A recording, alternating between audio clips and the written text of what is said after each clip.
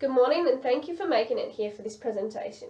Today we will be looking at an example of a writing assessment for Year 6 students.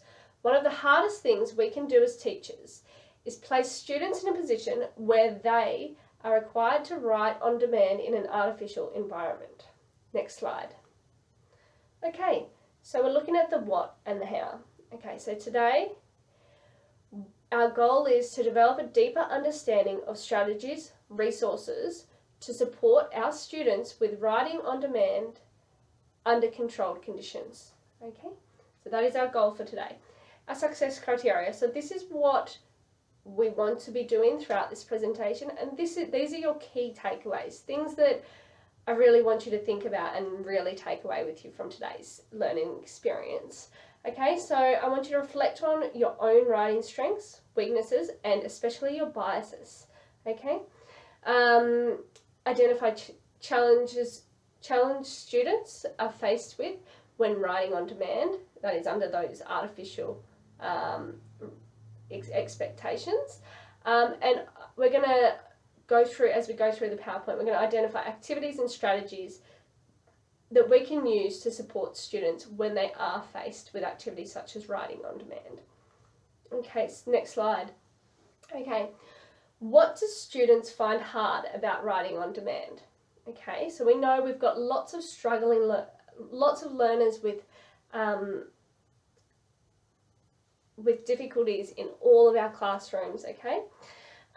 One of the things that students struggle with most is organising their thoughts and transferring those thoughts onto paper. Okay, so often students with ADHD really struggle, often get distracted before they can get their thoughts onto the paper. That's one thing. Some students are often lacking the skills or knowledge, which will cause anxiety and even scare them to be able to start and have an attempt. Other students with come from disadvantaged backgrounds. Their background knowledge isn't they're not as aware of things, so they may not even know what the topic is about. They may not have that background knowledge to understand of the expectations of the task. So that they may struggle with spelling. Students with dyslexia will often struggle with spelling, their sentence structure and paragraph. All these things that students going on in their head when they go, oh, I have to write on demand. Okay, all right, next slide. Okay, so before we begin looking at the assessment, I'd like you to refer you to the Australian Curriculum Achievement Standards for writing on demand. Okay, so one of our key takeaways I've circled, if you just have a quick look, something I'd like to point out to you. So in Year 6, we've got detailed texts. We've got students create detailed texts, as opposed to in Year 5, they use informative and persuasive texts. Okay, so the reason why I've included two, because we are looking at this PowerPoint for students with learning difficulties. So normally our bar would be at Year 6 for most students, and it still is, but we can look for those students with learning difficulties and make reasonable adjustments so we can mark their work to a Year 5 standard, just to know that they are close to developing those skills that will go on for Year 6. Next slide. Okay, so to help you see where this is, I've included a rubric that you can have a look at. Here we can see understanding and skills, students' level of understanding or their skill set that needs to be required. As you can see in the paper I've recently handed out to you, I've got two ideas. One is schools should replace teachers with computers, and the other idea you might look at is toys aren't solar powered, so they should be banned.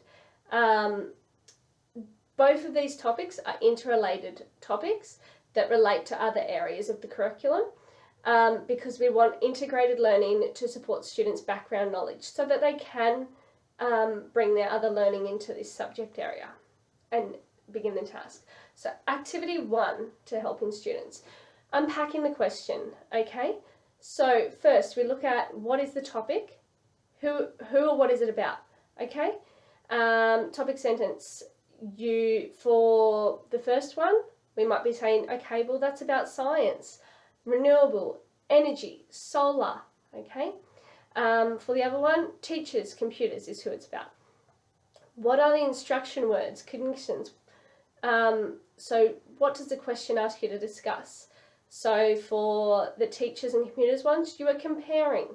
For the toys that are no longer that solar powered should be banned, you're analysing why should they be banned, okay? You're asking those questions, okay? This is what we're helping students unpack the question, okay? The subject, content specific, very important. What do I already know about this subject that can help me discuss this? This is just all thoughts used in discussion we may do, okay? So next slide, we're going to move on to activity 2, capturing the idea. This is a very important case. So the best thing about this is, something I really want to drill in, is that white paper. It's getting rid of that white paper. This is a strategy that is limited to 1 minute, okay?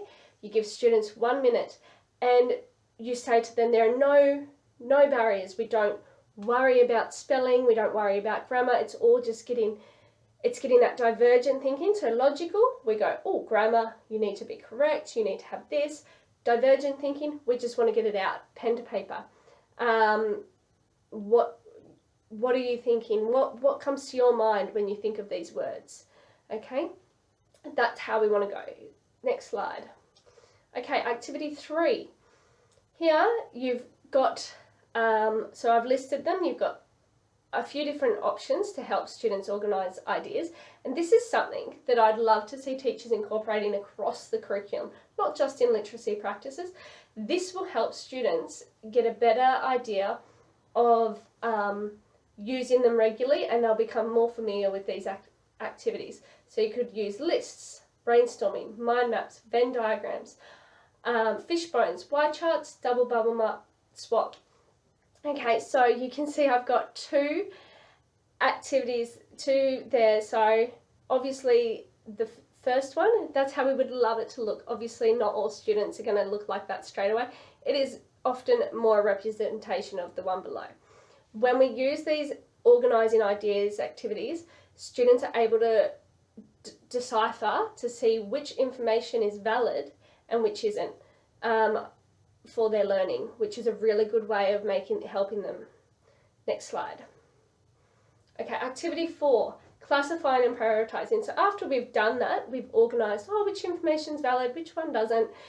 We're looking at the information that is valid, and you can use a great way to use to help students with this is with a highlighter, okay? So here students will go, okay, well these subjects grouped together, pink. These subjects grouped together, orange. These subjects grouped together, green. Perfect, okay. So students begin to bring their own, well, I think this, because of pink paragraph, orange statements and green statements. That is your position. That is helping students make a position of an argument. Amazing. Way to help them write. Then they know from those positions they've got their 3 paragraphs to justify their ideas. Next slide. Okay, last but not least, edit and proofreading. This is a very important tool for students. Something important is we can make great adjustments for students here. Read aloud to self. So this is one thing that I've learnt from whilst finding some research to help with this. Something that I would love you all to do, hands over your head and whisper. See if you can do that. You can actually hear very clearly. This is a very great tool to help children, powerful tool that can help our students edit and proofread and listen to themselves. Okay, thank you all for my presentation, being here. I hope you've got out what you need. I've got the information to draw you back here to today's goal and success criteria, and I'll email you all out a copy. I hope you've learned a lot, and good luck.